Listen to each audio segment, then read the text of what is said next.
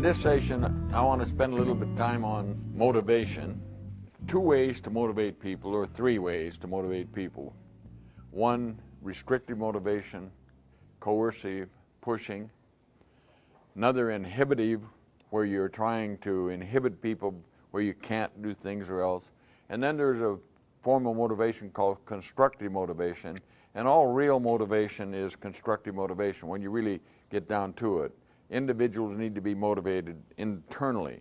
And so constructive motivation is based on artistry, again, painting pictures of pay value or personal profitability.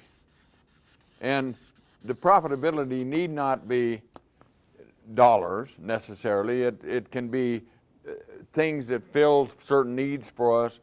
But if you're going to constructively motivate people, you're trying to find words that you can use that will stimulate drive and energy and cause the individual to move or yourself to move.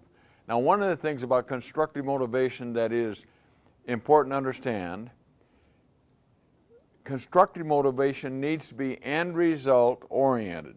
End result oriented.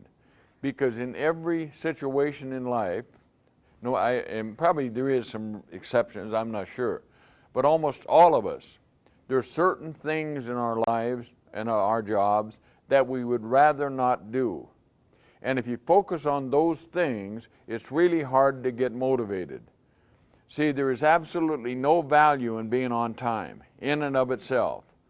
There's no value in certain things in and of themselves, so you've got to focus on the end result that you want to accomplish. See, we have a tendency to try to motivate people, and we focus on things that have no value in and of themselves.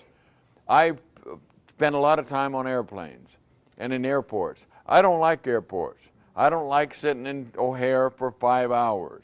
I don't like, having to get up at 4 o'clock in the morning and do all those kind of things. If I focused on those things, I wouldn't do what I do.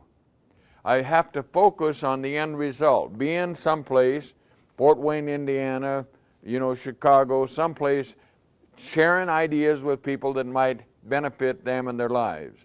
So you've got to focus on the end results that you want to accomplish.